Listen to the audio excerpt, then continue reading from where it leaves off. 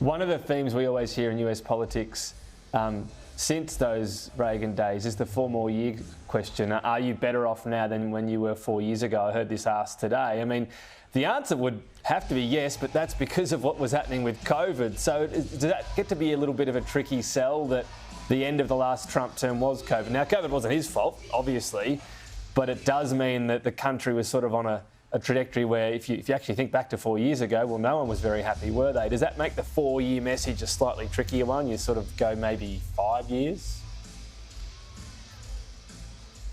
Well, when you're in politics, Tom, the only question that matters for re-election is do people think the country is heading in the right direction? I don't think there's any incumbent government anywhere in the world that is in a good position with their voting public. We've seen swings everywhere against incumbent governments, and the starting point here in the United States is people feel worse off than they were 4 years ago, whether it was COVID or anything else. That's how they feel. And so now they're saying, we want to improve our position. There's no doubt that prices are higher. They're about 25% higher today than they were 4 years ago. And that affects the working class in America. Last night we saw the head of the Teamsters Union give a speech, and today everyone was talking about it. The last time a member of the Teamsters Union spoke at a national convention was Richard Nixon back in the early 70s. It's highly unusual, and yet it was such a big event because the Teamsters Union has always been identified as core to the Democrats. So Donald Trump is directly targeting the blue-collar workers and blue-collar families that feel they are worse off today than they were 4 years ago under Donald Trump.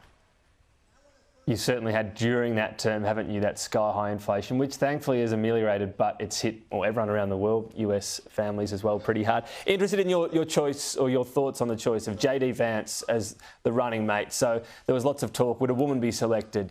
Would we get a black man? Would we get a Latino man as well? You know, different candidates that might help specific votes. And he went for JD Vance. Does it show a lot of confidence for Donald Trump, but maybe the downside would be, he's seen as another Donald Trump. He's Donald Trump Jr.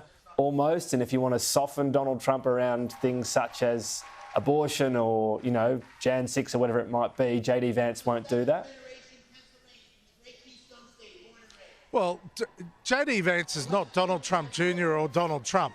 For a start, he grew up in abject poverty with a father that walked out the door and a mother that was a drug addict and couldn't raise him. So that's very different to Donald Trump's heritage. And JD Vance, graduated from Yale Law School. He also served in the Marines, and he will be the first ever vice president, or for that matter, a president, who served in the Marine Corps in the United States. So there's a very different trajectory. But JD Vance is reaching out to the blue-collar workers. We are coming full circle on all of this. The Republican Party under Teddy Roosevelt and previous presidents a long time ago was a blue-collar worker party that railed against big business. And that's where Donald Trump is taking it. Now, there are certain areas where Australia and I in particular would have very strong disagreements with the Trump agenda, particularly the idea that he's going to impose tariffs of up to 60% on imports, which is highly inflationary. But frankly, at the moment, the mood here in Milwaukee and the mood across the United States is that we want to make sure our lives get better and become more affordable. That's the bottom line. Just a quick one finally. What is the mood privately around whether Republicans want to face Joe Biden or whether that's their best result, that they're maybe not fear of facing another candidate, but that would change the dynamics of the contest? Because if it's a referendum on Joe Biden, I mean, it doesn't look like it's going to help the Democrats. Well, look, the bottom line is Joe Biden is running. He'll continue to run. It'll take, I find it very hard to believe that he'll be replaced. If he is replaced, it'll be with Kamala Harris. And the fact is, they're not spending a lot of time here focusing on whether it's President Biden or Vice President Harris. They're focusing on changing America, bring back America to what it was, which they believe was better than what it is today.